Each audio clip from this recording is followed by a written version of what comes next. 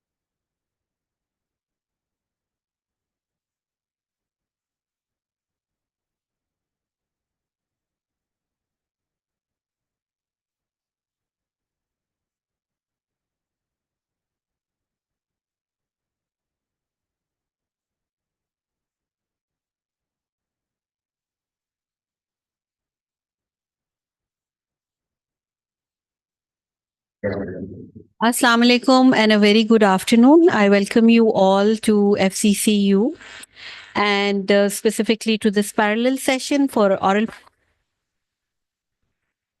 at the 5th International Conference of PNQAHE and Annual General Meeting. We have our chair here, finally. So the title of this session, the theme of this session is government, regulatory bodies, and professional associations in quality assurance. I would now introduce our chair and co-chair for this session.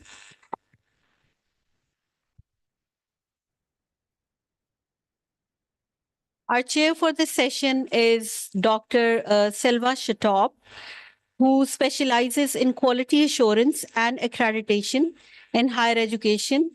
She has been serving as an evaluator for YOCOC, YODOC, STAR, and Foundation for International Business Administration Accreditation. She provides consultancy on accreditation to various institutions, accreditation processes, and teaches at Moosh Al Paslan University. So we welcome FCCU. Our co-chair for today's session is Dr. Fawad Sadiq. He is the director QEC at Rifa International University, Islamabad, and he's also board director for INCAHE. So I welcome you, Dr. Fawad. So you have the evaluation sheets. So over to you. You'll be introducing your presenters for the session. Their presentations are already here. And you said that you'll be keeping the time. Say something. Hello, everybody. Welcome to our session. We appreciate your contribution for us, and this is a learning experience. Please let's listen to the speakers and their topics carefully, and then discuss what we can do all together. Thank you. Thank you, Dr. Silva. I'll just be introducing the presenters and the title of their presentations, and we'll be requesting them to please come on stage and present their work. Please kindly adhere to the timelines. We have 10 minutes for each presentation. And if any of the audience members have questions, you can write them down. And at the end, we will be having a 10 minutes question answer session. So we can ask those questions at the end. So for the first presenter for this session is Mr. Kashif Khan. He's Vice Principal, Hyderabad Institute of Medical Sciences, Peshawar. The title of his presentation is Designing a Sustainable Quality Assurance Model for Nursing Education in Pakistan Policy. So I request Mr. Kashif Khan to please present his work.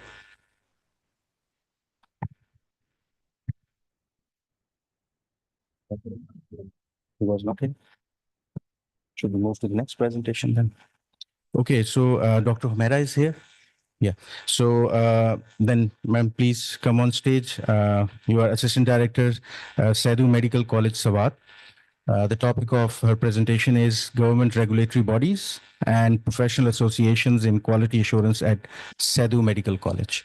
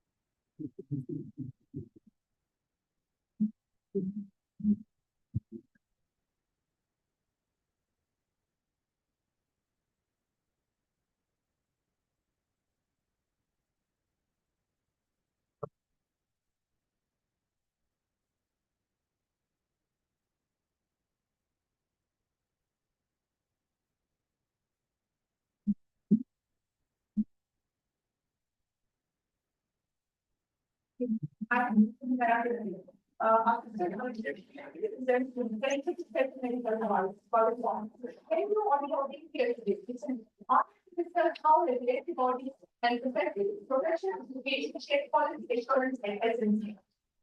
This is a model that has inspired other similar institutions. First of all, I'm thankful to the company for creating this important platform to discuss quality in education. Your leadership in this space is truly inspiring. And to all of you here today, your presence shows deeply we all care about advancing medical education. Now, quality assurance is not just speaking about, in medical education, it's about ensuring future doctors are equipped to save the lives ethically and effectively. The WHO estimates that 1 in 4 medical schools globally lack the proper quality system that brings the patient safety. That is why our work matters. Emphasizing the public trust angle with statistics, for example, 70% of the patients trust hospital more that have a very well-equipped quality assurance center rather than those that don't have the proper quality assurance system. Now, what was our goal? Our goal was simple, to see how 2 key groups that the PMDC and the Pakistan Medical Associations in collaboration with KMU helped to improve the medical education at SMC. We focused on 4 main areas: the curriculum, that what the students learn up to date, and how useful are they. For example, the PMDC made sure that the new cancer treatments were added to the syllabus, while the PMA organized workshops for its practical implementation. The second is the accreditation. Does the college meet the quality standards? PMDC checks things like lab equipment, while PMA helps teachers improve their methods. Similarly, faculty training. All the teachers well prepared. PMDC required training. PMA offers extra courses like one last year on modern teaching techniques. exams. Do the exams tests really measure what the students know? PMDC sets national exams, and PMA helps students prepare with mock tests and clinical practice. We want to see how these groups work together to make medical education better, not just on paper, but in real. Okay, the methodology to understand how PMDC and the PMA impacts quality at SMC, we talked to different stakeholders. We did the interviews, their focus group discussions. Interviews, we spoke to the faculty, the administration, and the students.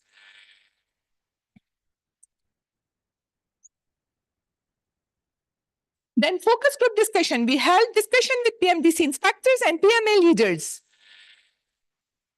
Data analysis, we use software and Vivo to find common themes in their responses. For example, words like clinical skills and practical training came up repeatedly. This approach helped us to go beyond the paperwork and see the real work impact of these organizations on medical education.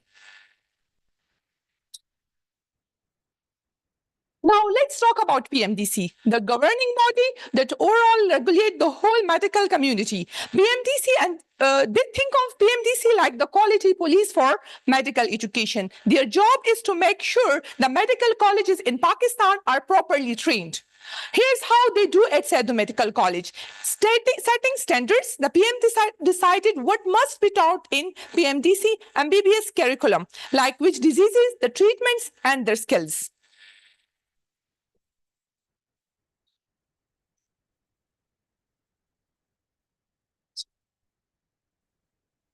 Here's the person. Then we have the networking, the research support, and advocacy. It voices the need for medical professional to become policymaker, ensuring education aligns with the actual healthcare demands. Now, let's discuss how PMDC and the PMA work together to strengthen the quality assurance at Sadhu Medical College. Their combined efforts make a powerful framework for excellence, like policy development for ethical and clinical training.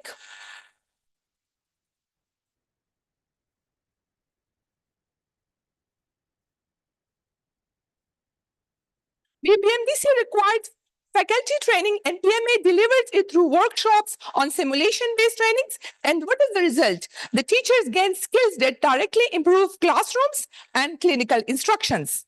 Modernizing student assessment system. And this is why the collaboration. There is the collaboration methods for the students because they graduate with up-to-date practical skills for the college, ensures SMC meets the accreditation standards while that are relevant to the healthcare needs. Now, look at the real world result of the collaboration between PMDC, PMA, and Sadhu Medical College. These are not just theoretical benefits. They are measurable improvements that elevate the entire institution, improve teaching and clinical supervision, enhance students' preparedness, like graduates now enter the residency with stronger clinical decision-making skills, and PMDC accreditation updates. Patient safety protocols from WHO competency-based assessment that is also in use in the other countries, institutional growth, and this is why this work matters. Why this matters beyond the college. For Pakistan, reduces the brain drain of doctors seeking training abroad. For healthcare graduates, a handle of complex cases more confidently. These outcomes prove that when regulators and participants unite together, the ripple effects transform the education and ultimately the patient lives. As a conclusion, as we wrap up, let's remember one key truth. Quality assurance in medical education is not about checking boxes. It's about building a culture of excellence that never stops.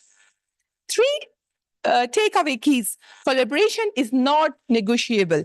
PMDC set the standards, PMA bridges the theory with practice, and institutions like SMC implement them.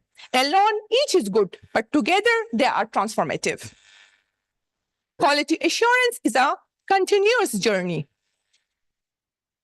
Accreditation is not one and done.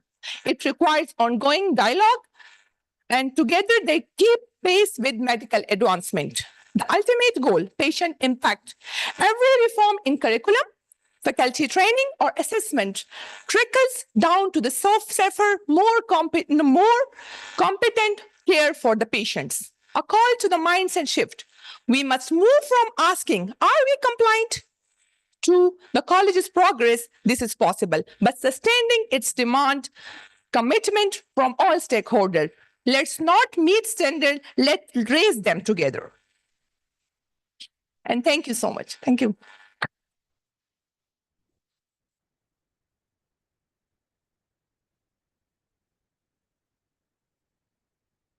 Our next presenter is Dr.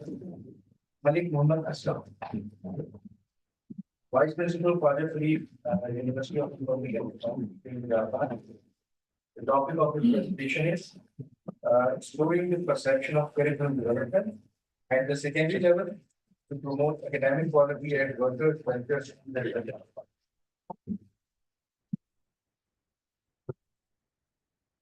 Good afternoon.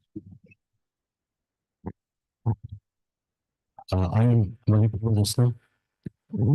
I have been working as vice principal and I belongs to Khaja Farid University of Engineering and Information Technology, Rahim Yar Khan.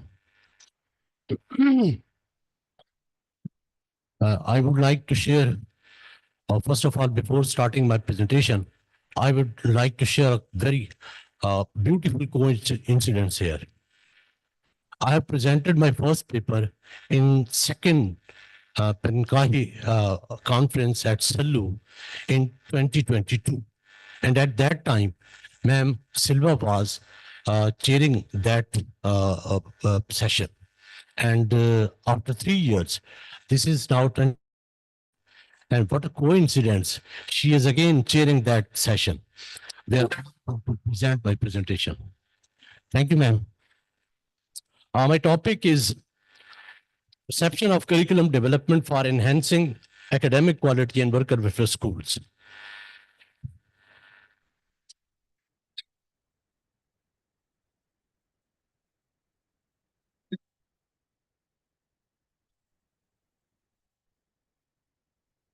I want to use some of the key facts before starting the presentation.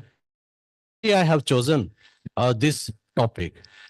First of all, the reason is that I am working as vice principal in these schools, and I have completed my PhD thesis on these schools in with the topic resemblance to this presentation topic also.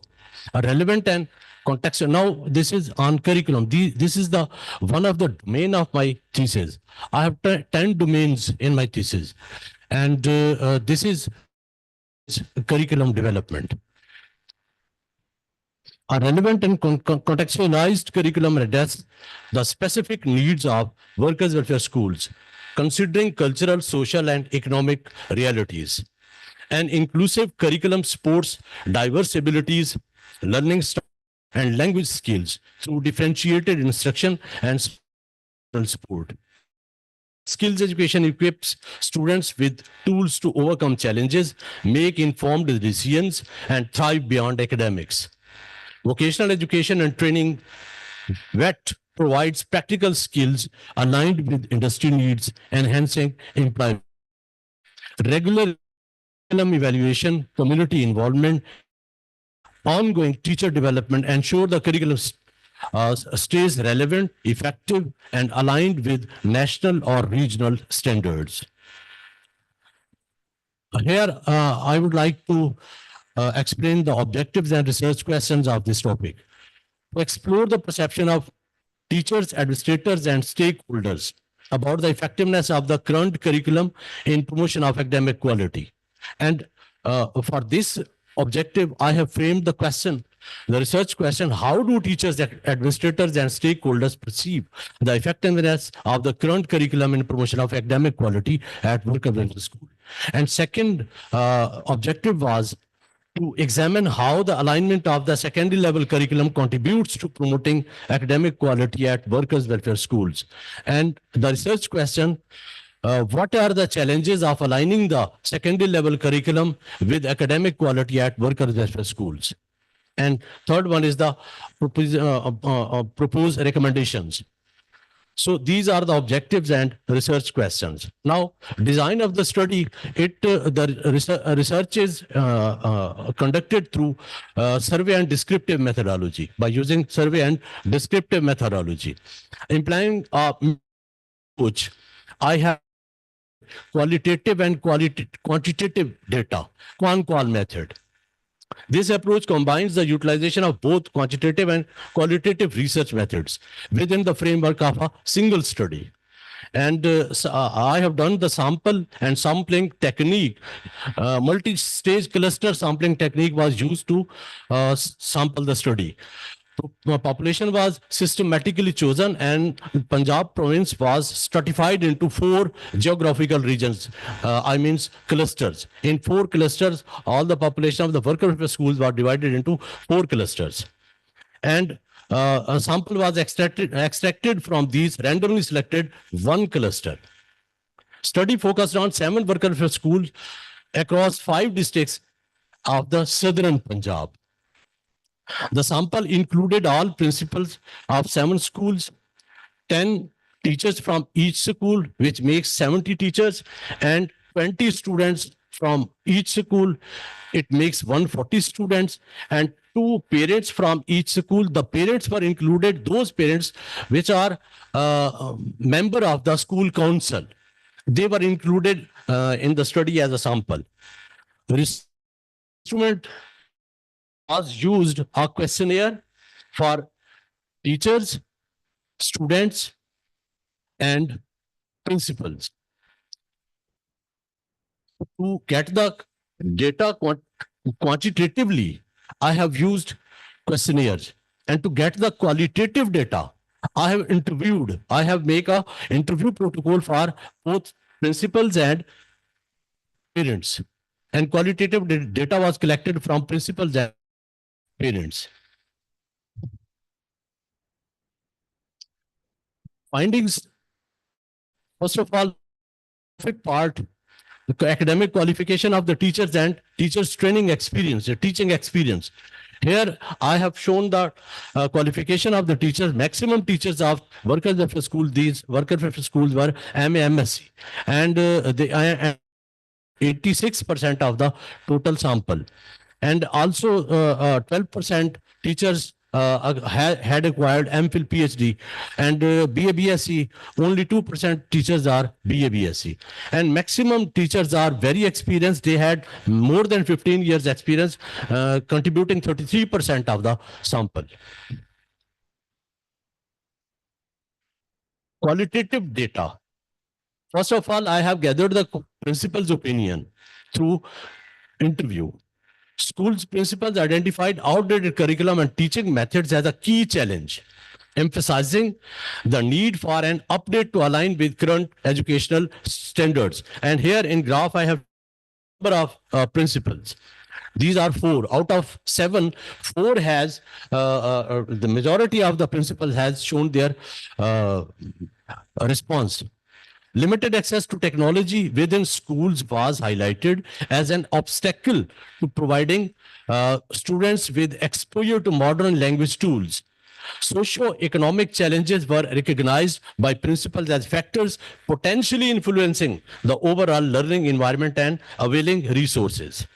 These challenges highlight the importance of addressing issues within the school to improve the educational experience for students. And the geographical representation serve as a visual aid to illustrate these identified challenges. Now, the second part of the qualitative data was the interview of the parents.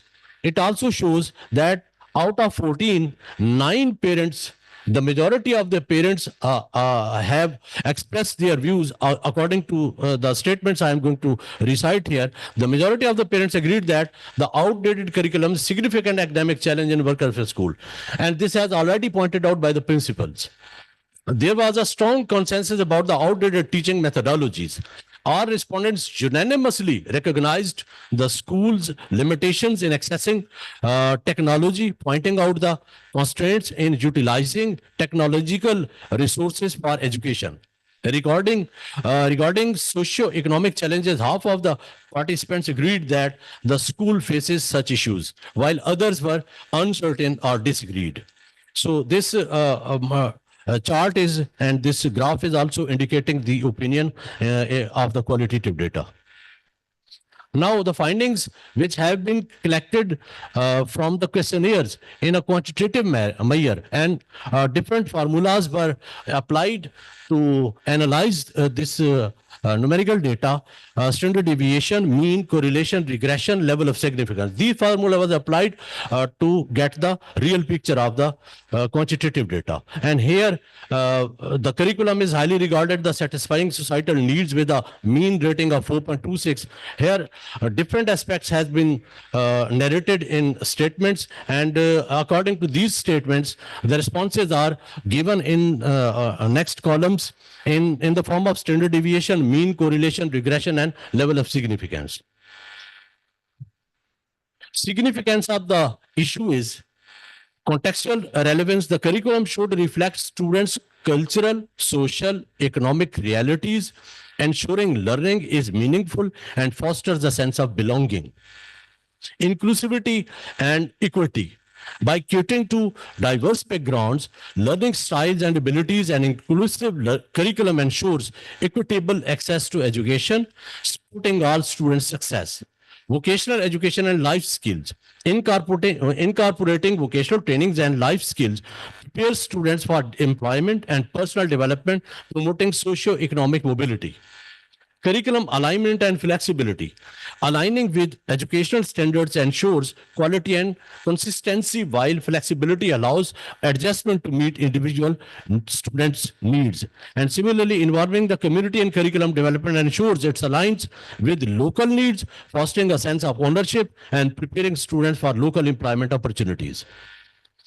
So ongoing evaluation is also another factor, and it should be continuous. Continuous evaluation and teacher professional development ensure the curriculum remains relevant and responsive. Here I want to conclude my presentation. The curriculum does not fully meet societal needs, with a significant gap between its content and evolving demands of society. There is a widespread belief that the curriculum fails to adequately promote creative and critical thinking among students. Is regularly these updates are seen as insufficient or misaligned with the expectations of all stakeholders. Despite positive feedback on teacher involvement in curriculum development, many respondents feel that their contributions lack depth and impact. The curriculum faces challenges in addressing societal needs and fostering critical thinking, which are essential for student development. A comprehensive review and reform of curriculum is necessary to make it dynamic and both societal needs and students' aspirations.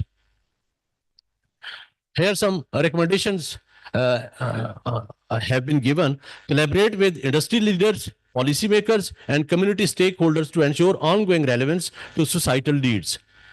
Integrate problem-based learning, interdisciplinary projects, and real-world case studies to foster critical and creative thinking.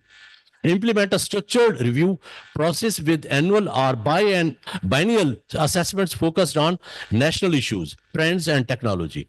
Expand teachers' role in curriculum development through advisory committees and feedback.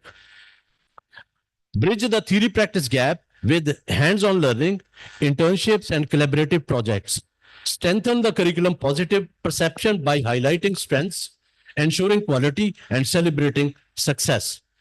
Thank you very much. I am here for any question. Thank you very much.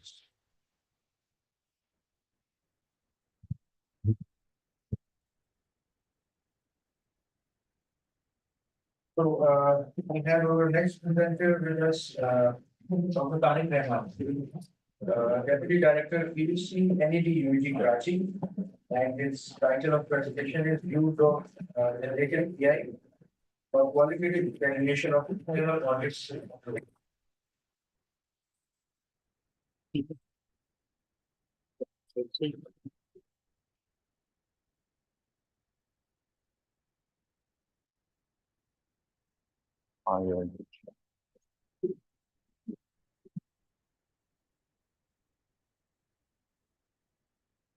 Bismillah ar-Rahman ar-Rahim. Assalamu alaikum and good afternoon. Myself, Dr. Tariq Rahman, Deputy Director QEC, NED University of Engineering and Technology, Karachi. The topic of my presentation is use of generative AI for qualitative evaluation of internal audit observations. This research is co-authored by other QEC members, that is Dr. Faz Ahmed Bhatt, Dr. Samiuddin and Dr. Mohammad Wasif. So the agenda would cover for this presentation what is actually generative AI and why we should be using AI, and then its application in internal audits. And then we would discuss the data set and methodology we use in this research to collect and analyze the data. And then we would discuss the analysis of audit observations and the results we found by using this analysis using GenAI. And then departmental impact and root cause analysis would be discussed. And then we would discuss the proactive compliances and the quality assurance that should be kept in mind for keeping the internal audit more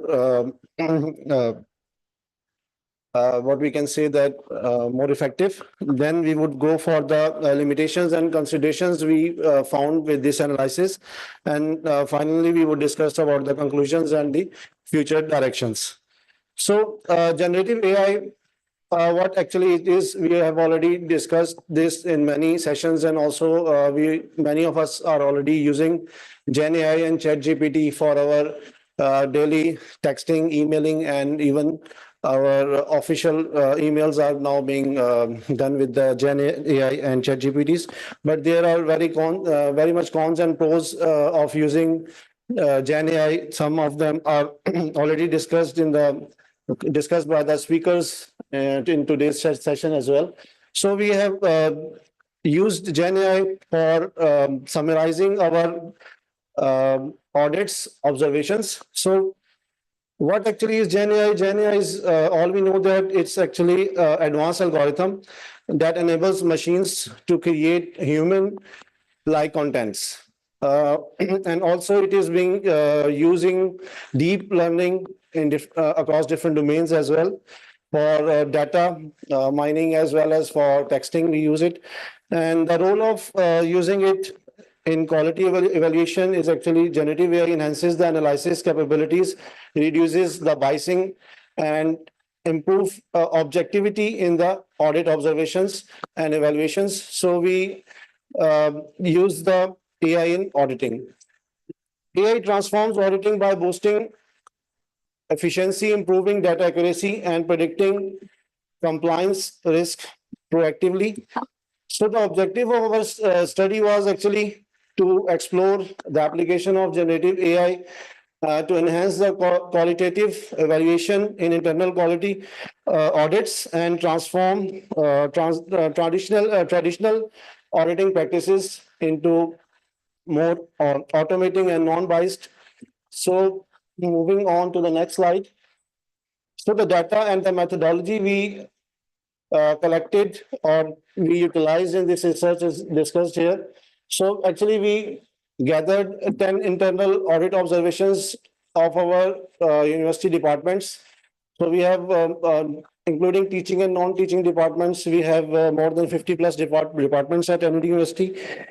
So we gathered the summary of the internal audit observations for all the departments and for last 10 years. So it would conclude between 33rd to 43rd audit observations. And we actually ensure data integrity, and we did some pre-processing phases to remove the duplicates, and we already make the data observations based on the standard, four standard categories that are scope of improvements, require correction, minor non-conformities, and major non-conformities. These are the four standards which we use for our standardized data observations and types. So we use AI model, that is a large language model, LLM, such as ChatGPT, and we feed our data, the summary of our 10 audit observations to the ChatGPT model, and then we actually make some classifications of our data based on grouping and type and frequency of the reoccurrence of the observation in the audits.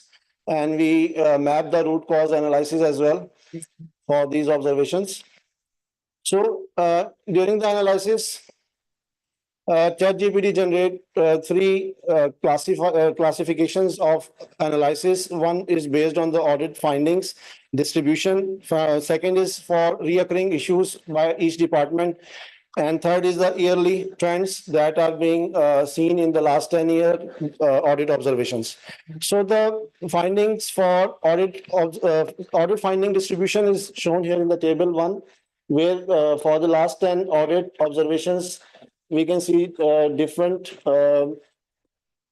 observation types that is already classified in the previous slide as SFI, RC, minor and major NCs.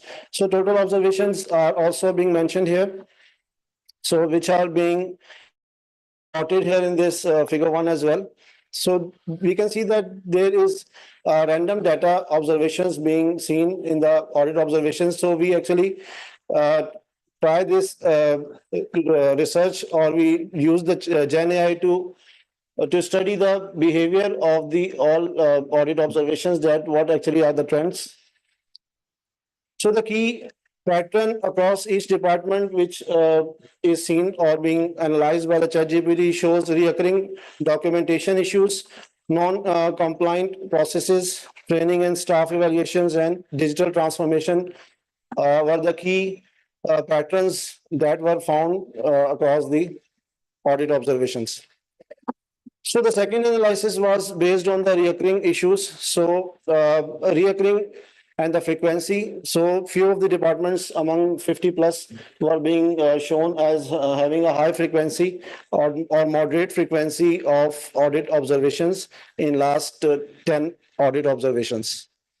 So the departments are mentioned here, and also the high frequency is being scaled as 1 and the moderate is scaled as half or 0.5. So it is just a scaling, and we can see that we can use ChatGPT for reoccurrence or distribution of the audit observations in different departments at our university. So the recurring discrepancies which were being found by Gen AI are discussed here, which are as follows. Requires corrections are being few of the observations which were being discussed here from different departments as unapproved BOS and academic records were being frequently issues. So scope of improvement, the type of observation which already I mentioned in previous slide was also being highlighted as recurring discrepancies.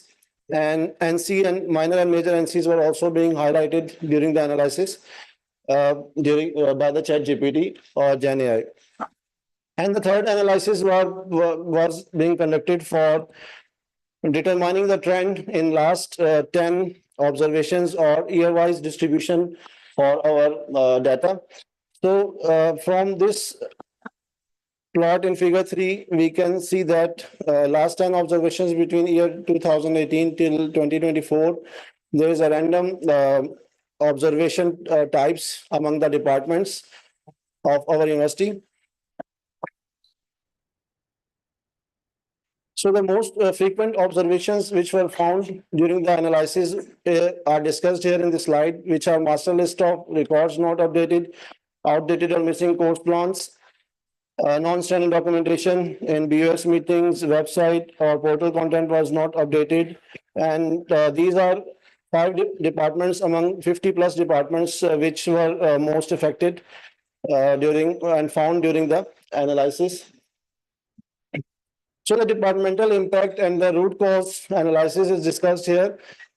And from the root cause analysis performed by GenAI, we found that the lack of standardized templates and standard records is required, which is actually which leads to inconsistencies and inefficiencies across the department. So we have to solve this problem by implementing standardized templates, and consistency is required, and we need to follow this. And the second is poor intra-departmental follow-ups, which result in unresolved issues and delayed updates, which can be resolved by establishing clear follow-up procedures. Repeated oversight compliance with the updated standard operating procedure was also highlighted by GenAI, which leads to recurring non-compliance issues. So this can be solved, or this can be handled by regular training and monitoring. And lastly, inefficient awareness of document version control. So this brings to the use of outdated, and this brings to the use of outdated and incorrect documents. So this can be resolved by educating the staff on latest versions of the websites and upgradation of the documents. So proactive compliance and the quality assurance was being highlighted by the GenAI in terms of document compliance, digitalization, drive training program, and audit follow-ups and resources allocations. So by following these five proactive compliances being analyzed and being shared here in the slide, we can comply with the audit observations, and we can further enhance our audit observation capabilities. So limitation and consideration based on the ChatGPT usage is discussed here. We have actually delicate data for our audit observations. So we can use ChatGPT for transformative approach, but however, using ChatGPT or GenAI poses challenges as well, including the ethical concerns, data security, and need for human oversight as well. So therefore, we need some governance framework is essential. So we need some development for the governance framework that must hold the integrity of the audit practices, and we can safeguard our ethical data as well. It can be significantly improve the internal auditing using ChatGPT, but we have to keep our data integrity as well. So the conclusion is integration of Gen AI into internal audit processes actually has significantly enhanced the efficiency and effectiveness of the quality assurance, but it helped us at identifying the recurring issues, and also it has identified the most affected departments as well. But it also actually helped us in enabling us in root cause analysis as well. Just like mentioned in previous slides, the lack of standardization and repeated SOP compliances and few other root cause analysis were also highlighted by the Gen AI. So this is all from my side. Thank you very much. Okay, thank you, Dr. Tariq, for your presentation. We will have questions at the end, please.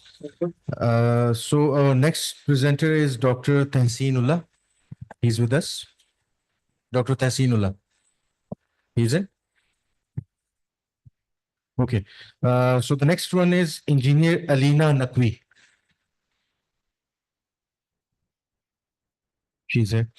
Engineer Alina Naqvi is Assistant Director, Khwaja Farid, University of Engineering and Information Technology, Rahim Yar Khan. The topic of our presentation is the impact of the Washington Accord on the quality of higher education in engineering institutes in Pakistan.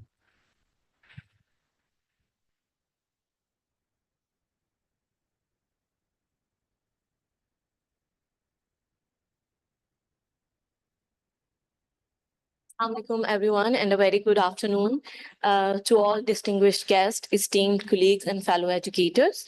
I'm Engineer Alina Naqvi from Khwaja Farid University of Engineering and Information Technology, Rahim Khan.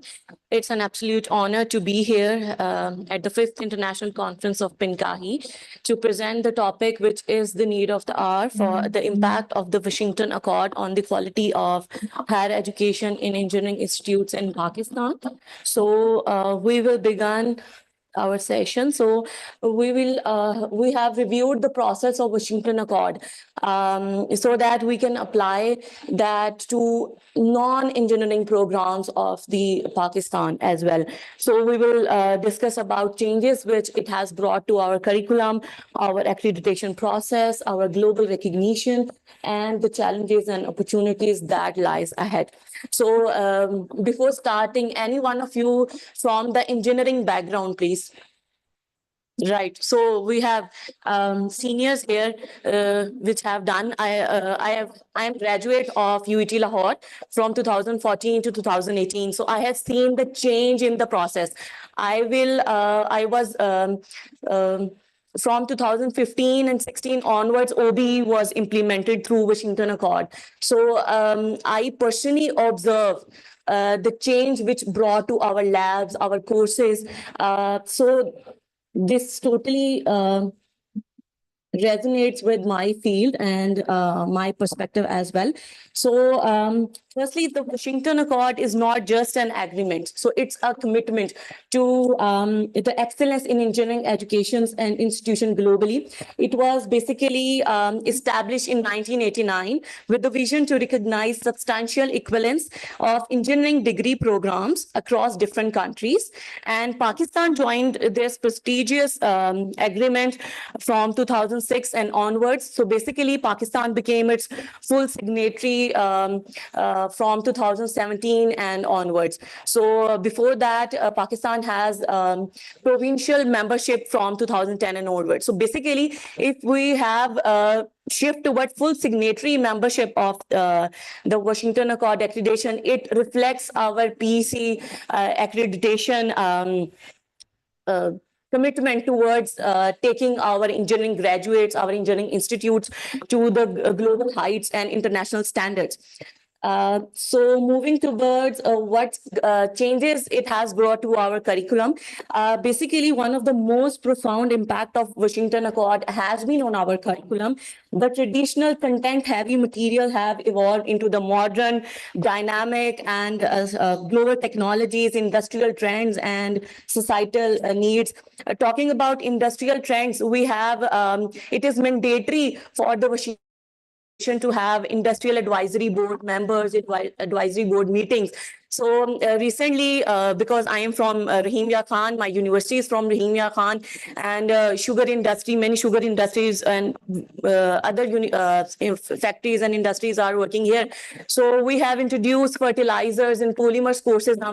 From basically, I'm also from chemical engineering department. So they have introduced in chemical engineering curriculum, they have introduced polymer and fertilizer and sugar industry courses, which resonates with our local area demand. So it reflects through these Washington Accord framework, our PC framework quality, which we are following in our institutes.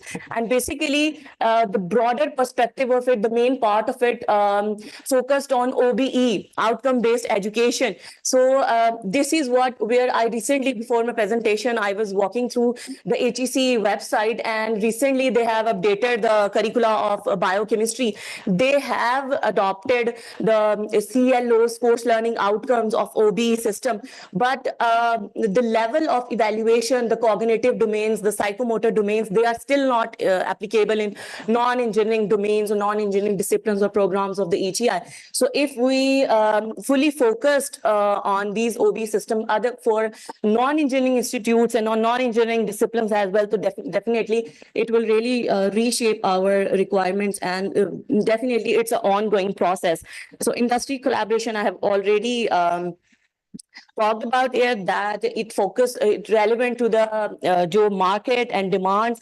And if I talk about our university, our graduates from chemical engineering are hired by Chinese project, where they hire them, our graduates, and it is possible because of this Washington Accord accreditation. Otherwise this cannot be happen in a Pakistani university.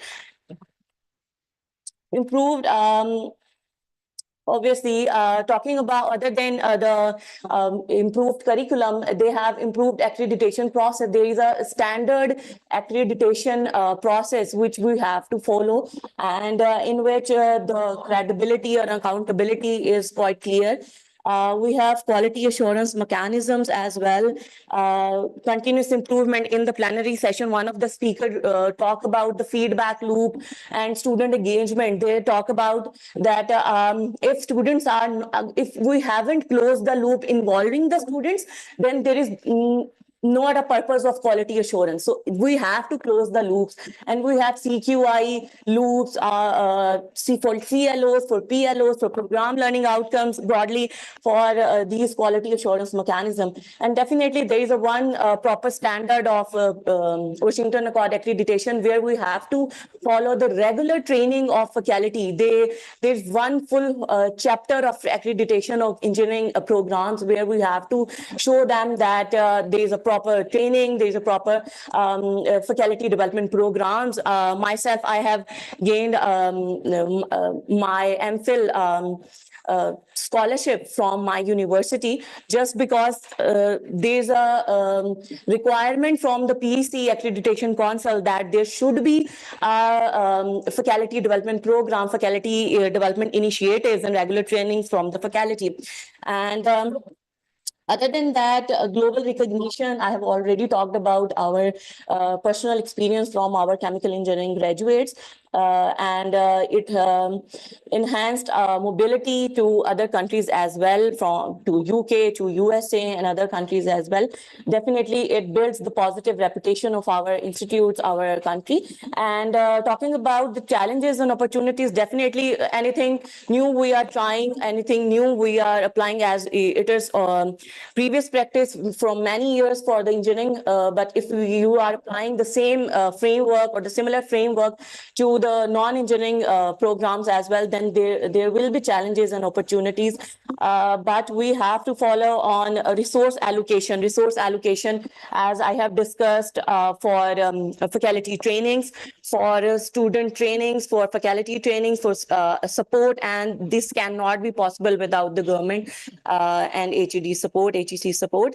And with this, the last point is the challenge that engineering disciplines still focus on research, on emphasis on research and development. There is an opportunity to enhance research capacity with engineering education, promotion, innovation, and contribution to the national commitment. And thank you so much. This is all from my side. Thank you.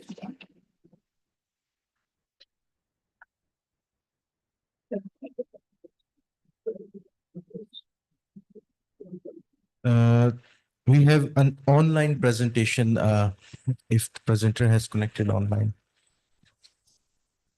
Do we know? We have an online presentation.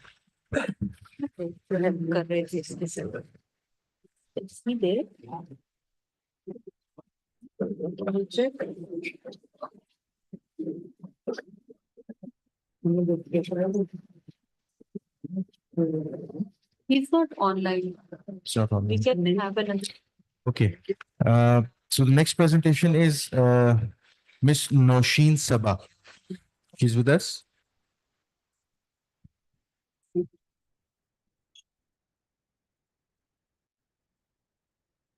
Then Dr. Shoaib Irshad. So Dr. Shoaib Irshad is Director QEC, Namal University, Miawali. The topic of his presentation is AI in quality assurance, transforming processes and enhancing stakeholder collaboration.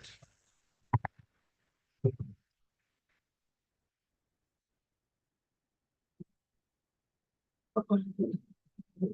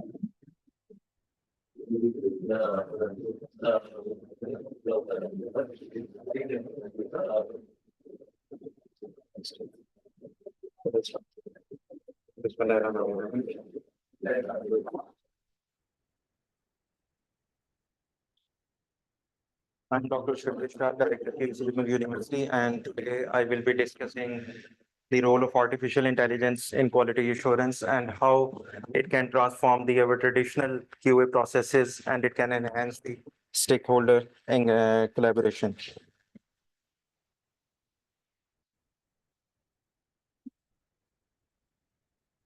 Purpose of this study is to explore the role of AI, increasing role of AI in transforming the quality assurance processes and how it can lead to the efficiency, increased and improved efficiency in our processes, accuracy, and the stakeholder engagement. And lastly, the purpose of this study is to understand the evolution it can bring to our processes.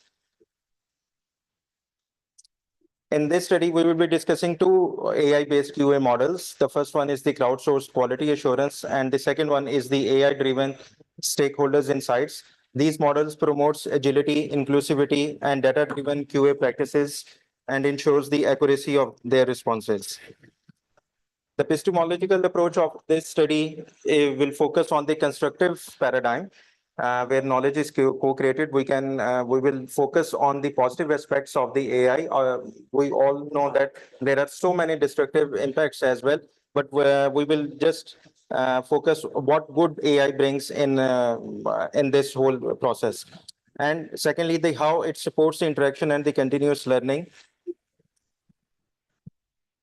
The first one is the crowdsourced quality assurance. This model uses the AI platforms for real-time feedback from users. We know that there are so many feedbacks we collect as part of our QC activities, like the student feedback on the teachers, and then the employer feedbacks, graduating feedback, graduating students feedback, and alumni feedback. Why don't we use the AI platforms to collect these feedbacks? And then after collecting this feedback, we can automate the data analysis and prioritize their analysis. We all know that HEC has also made it mandatory to hire a data analyst in the QC framework. The purpose or the thought process behind this is we collect so much data. The point is to automate it, data, analyze the data, and then understand what this data brings to us. The second model is the extension of the first model, which not only focus on the AI-driven stakeholder insights, but it also identifies the trends, and we can predict the improvement area and then highlight the areas or the departments which needs certain support from the governance or from the QC and other support offices. Secondly, it integrates the stakeholder voices into the quality assurance decisions. And the another interesting aspect of this is we can transform the QA activities in a form of the gamification where certain targets will be achieved and then it will be rewarded. And this psychologically enhances the interest of all the stakeholders in the QA activities. And it also boosts the ownerships and the participation. The conclusion of the integration of these AI-based models can not only increase the accuracy of the data, but it can also help us in understanding the data collected from the various sources. And then it can, if properly utilized or the analyzed, will definitely increase the collaboration between all support offices and departments of the university and increase the efficiency. Thank you.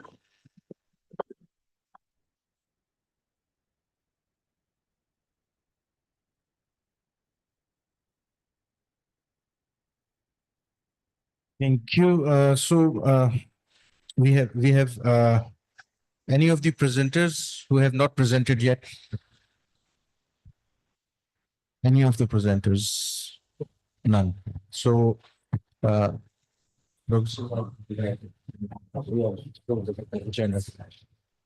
okay, so the floor is now open for questions. If you have any question, please just raise your hand. Someone will take mic to. Yeah.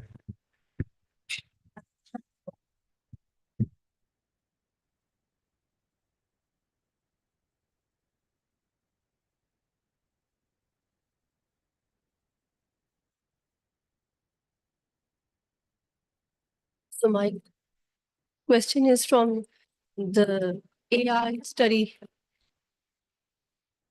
My question, Dr. Tariq. Dr. Tariq, I have a question for you. Your presentation was excellent and it was quite inspiring. I just wanted to ask some more basic questions regarding how did you feed the data, in which form, and was it a paid chat GPT version, and what else tips and tricks you want to share with us to facilitate us? If you want a guide, so kind of they just want that how would we program about whatever Yeah, I mean, because whenever we use Chat GPT, it gives us the limited version. And did you feed the graphs or the data itself or something? For something for this point observations, 10 years.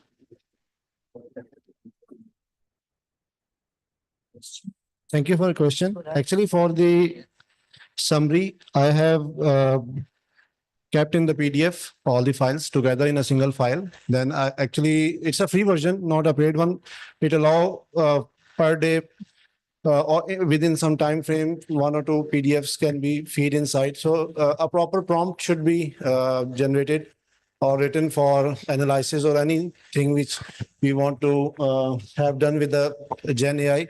So I actually collected all the last 10 audit summaries, and then I put in a single PDF file. And then I, first of all,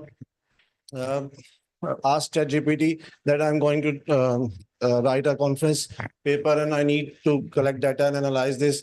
And I have I would feed you a few files. One would be based on the last 10 observations for the internal audits.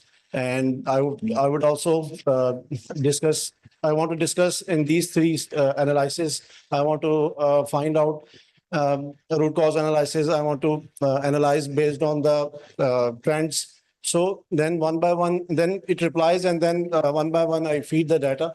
And it's actually data sometimes is bogus as well. So we have to, that's why I said in the last that human intervention is needed. So data is yours. You have to read it thoroughly. You should have an idea that what is fed and what is you get in return.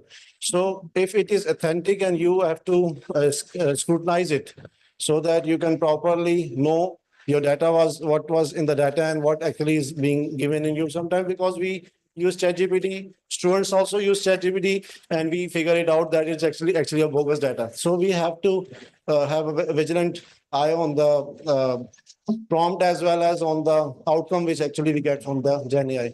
So, and we have to do it multiple times to refine it. So it's not done in the one time. So we have to do in multiple times. So because it reply differently, same question is asked, it would reply differently. So you have to have a idea in your own that what you actually are getting from Gen AI and what is expected from it. So it's actually done in cyclic process. But it is dealing with the generic answer. I mean, it doesn't Yes. have to do actual delineation in your university. Yes. It is giving you the probable answer to the audit objection. Yes, yes, but that's why I'm emphasizing that we have to do this multiple time, and the data, which is the real-time data from our university, just like in my case, I put audit observations. So the audit observation sheets are there with us. So we already have that already in our mind. We can see that the actual factual data is there. That because we are actually giving him giving it the factual data, as well as we are asking it to analyze it based on our own prompt, based on our own requirement. So it is actually hit and trial. We have to do it many times. Even I use DeepSeek as well, but it was not so much convincing. So I moved to ChatGPT. The version is free, but now ChatGPT is actually being more enhanced with the features. Something like we get used on the few days back on the Eid Gibling style, something like this for the imaging. So it allow us few trials, few turns are being given, 1 or 2 per day. Just like we can use free versions for our PDF files analysis or doc files analysis as well. And now if you need the information and then listed by his. No, not one summary, actually 10 pages of, for example, 10 audit observations in one file, 10 pages in a single file. Generally. Yes. ChatGPT again, or would you like to come back to Excel again? Yes, for the next future work. Sir, for me right now, I find it convincing. But if I find it bogus more towards the relevant data, I might go for the other options. But for this research, I find it convincing, but it was actually not for the first time. So I have to do it. That's why I use DeepSeek for 1 or 2 trials, but it was not picking my prompt, or what I was expecting from it was not being given out. Okay, any other questions? This is actually the difficult question. Secrecy is the thing which actually is compromised in Gen AI. So it is actually. So he looks To actually guide. No, we know, but it saves our time. We have to do it manually. It takes hours. If we join the dots by our own, we have to do it in, I think, 4 or 5 or 6 hours or one day. It would reduce our time. It would save our time within 30 minutes or 1 hour. You can have it based on appropriate prompts you give it to the Gen AI. So it's actually time is being saved. What we can do actually, we are actually, this is the research objective we had in this research, that what we can do if we can analyze the data, for example, in our case, then we have a clear picture of the root causes. For example, what are the root causes and the departments which are being more frequently probable root causes, probable and probable or accurate department. So this is actually the thing. It is not 100% accurate. You have to figure it out. You have to counter check it that it's giving us the right data or not. Satisfied the audit department. We are the audit departments. We are the QECs. We have done this on our own data, actually. Internal audit observations are kept by us. That's why secrecy is there. We are actually all QEC members here. So we are keeping this secrecy in our room, hopefully. So actually. No, currently now we keep the data chat. Yeah. It's now open to other. Yes. GPT को access करेंगे उनको वो data available. This is actually a right question, and this is actually more concerning question right now, because even Getting probable answers and you are feeding it as well. you are feeding actual data. Actual data as well. Actual get for actual data and getting probable answer for actual audit. Bilkul. What is using of the ChatGPT? Any Not yet. I think no notification. Yes, no policy yet. Yes, no policy yet. I think you should ask HSC this because we are also following their orders as well. So any other questions? What is the validity of the generated answer? You have to validate it yourself. Your data, your validation, your data. You have to do this. Others cannot say it's right or wrong. You should know. It is our duty to validate. Yes, it is our duty. In fact, ChatGPT provide you a systematic way to validate the data. You should be, yes, you should be trained enough to validate it by yourself. Okay, any other questions? Okay, thank you. Okay, so any other question from other presenters? Dr. Naqvi, Dr. Engineer, sorry, Engineer Naqvi. Can I ask you a question, please? Yeah, Alina Naqvi. Actually, similar question. I mean, you told us the use of ChatGPT or AI for accreditation processes, right? No, that was related to Washington Accord. Washington Accord. अच्छा अच्छा नहीं नहीं फिर sorry मैं आपसे confuse मैं ये होता It was the last president. हाँ हाँ doctor Shoaib sorry engineer Naqvi sorry actually my question is that can we use that ChatGPT or AI whatever to prepare our pre-form, our ripe form, our SAR form, our MEG form, all those requirements that various accreditation agencies ask from various universities to prepare. So can that ChatGPT help us? And if yes, then how should we proceed about it? I don't think so that ChatGPT can do this, and ChatGPT is only meant to facilitate or reduce your donkey work. Means it can reduce the effort of initial drafting the policy document or whatever the headings. It's just a starter point, and AI requires the human and the artificial intelligence. There must be a part of the human intelligence as well.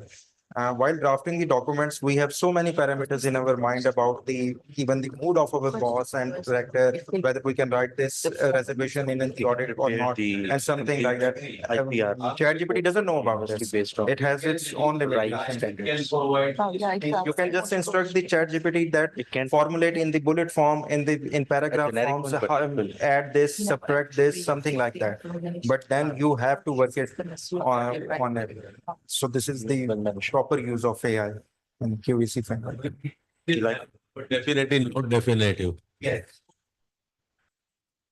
Actually, I want to contribute to your question. Sorry. No, I got this one.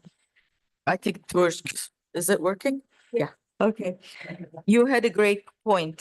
If you feed the right information and if you train the AI, actually it does give you the format. And the Turkish higher education right now, accreditation body is utilizing it.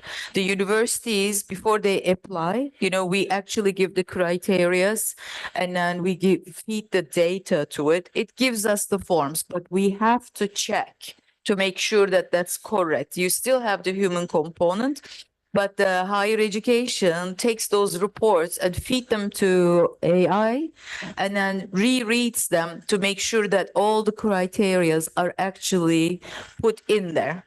Again, that's only for checks that it is there. Yes. But then the evaluators goes back to the universities and double check if they are actually done correctly and it's being presented correctly. So AI and human works hands to hand in this process. So it is doable, very well doable. And for the study that you were doing, it's definitely saves a lot of energy and time for QA. And however, you need to check and you need to feed the right data. So the human mind is very important in AI because if we feed the right information, then we get the right answers. And if you're feeding information that you don't want to share with the other institutions. For example, it is your data. And obviously, if I use your data, my institution will take that too. And it's going to be confusing. All you have to do is teach the AI to say, that's my data and only this IP, this is me that they can use. Once you do that, your data is not shared with anybody else. So grateful, madam. Thank you very much. Thank you. All right. Any other questions for other speakers? AI must be the topic. Why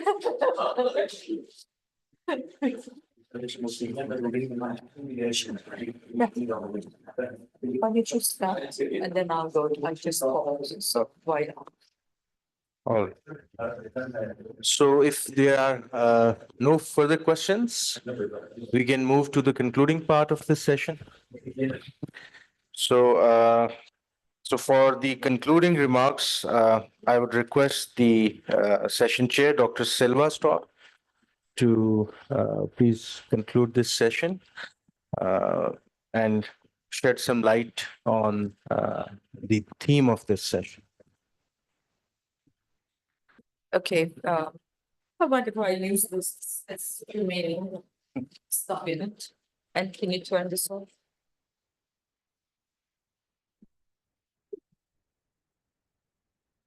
I love technology, but I hate to use it. It's just too complicated. Well, this was very nice. I wish we had a little bit more time to discuss in depth, especially, all the topics were very interesting. However, this conference theme was about stakeholders' involvement. And when we look at the general topics of what's being presented, only the two of the topics were actually covering specifically the stakeholders' involvement. And we thank you for those presentations who actually involved the stakeholders. However, the rest was very interesting and enlightening. And we didn't get to listen to some of our speakers, which would be interesting. Their topics were also interesting. But Dr. Jimena was talking about government regulatory bodies and professional associations in quality assurance in Saidu Medical College. The topic was very interested for me, especially because the medical field in quality is the oldest one, and then the engineering comes, and then the social sciences comes later on, and we catch later. I'm the social science one. So the medical field from the get-going was always about the quality. So the great studies will come up. I highly recommend the study to be done a little bit more in depth. The conclusion was a little too generic, but I think it was because the time frame was short. So and Dr. Malik, it was wonderful to see you again. And it seems like I am chairing you constantly now. So it become an, what do they call it? The habit. And as usual, your topic was well done, very well researched. And I remember your topic last year too about the education. It was very well done. I really enjoyed it. Someday I would like to have you in Turkey and come and present in the educational side as well.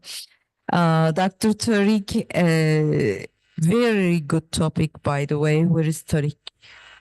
I was looking, I couldn't see you. Very well. I mean, I really enjoyed it. Great start for AI and training for QA, especially. And like I said before, you will shorten a lot of the time that takes for our accreditation processes.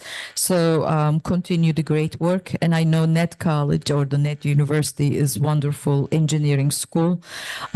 So I'm sure there will be more to come. Tahsin was not here.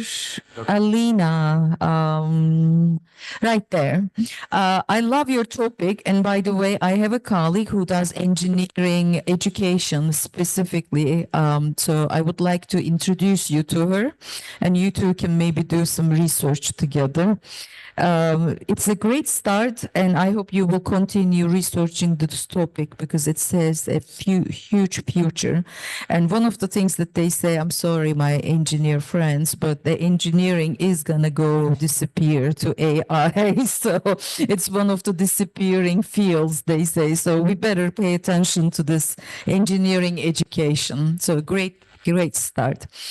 Gofri was not here, Noshin was not here, and Shaib, we did talk about your topic. I actually wanted to hear more into the stakeholders' involvement, and I think you shortcut a lot of it. And but if you actually transforming the process of stakeholder involvements with AI, I'd like to hear a little bit more about that because the topic was not really there. It just came up to a point and then it went generic, the QA kind of thing or the quality.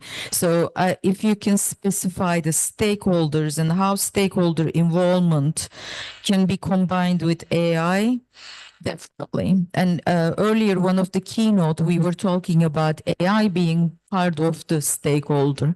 So that would be a wonderful way of actually exploring this idea. Thank you very much for all of you. Great topics, great conversations. I would love to hear more about your research areas. Actually, let me do a little bit of advertising. We started a new organization in Turkey called Turkish Management Association. It has the management name to it, but it's open to all topics and the areas.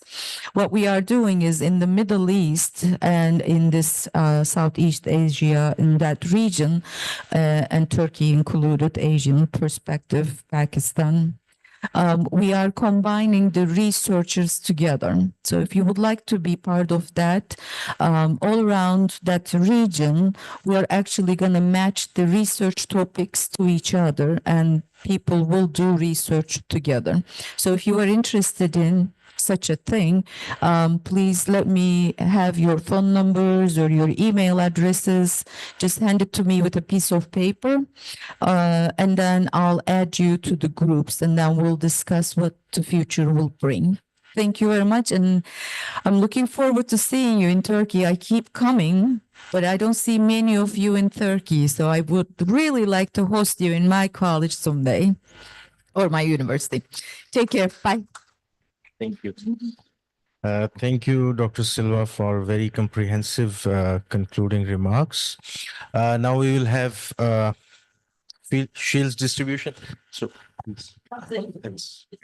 Okay. Thanks. You got the names? Got the names of attendees? Be ready. So, Dr. Shoaib Irshad. You can all clap for him. They are waiting until he comes here. All right, so please.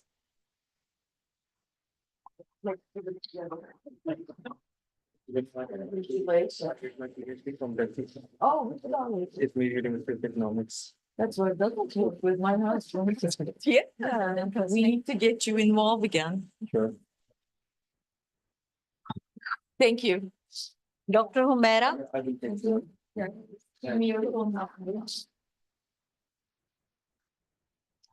Dr. Humaira. Ooh, This I is don't know. fancy for the girls. I'm We have sorry, I think maybe it was Look at this prepared one. late or what? for girls only. I think maybe the certificate got late or something. I don't know. Yes. I have yours. Yeah, you sent me your information, so that's great. Malik Muhammad Aslam. Oh, hello. Let's do this. It seems like I. Girls. I'll come this way. Yeah, this is better. We can understand.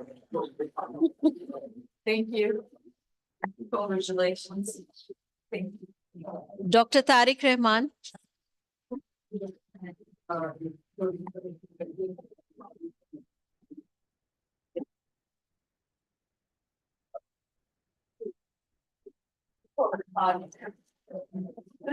Oh, we're matching.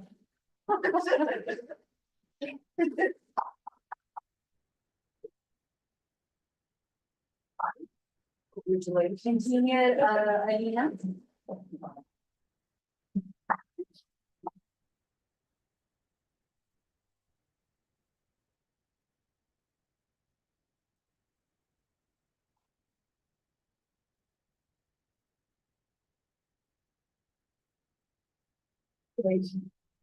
And that's it. That's it. Thank you so much. Thank you very much. And thank you for the proving. That's all right. That's all right. We didn't do much. We were just listening to you. Thank you so much for your. I think we see her.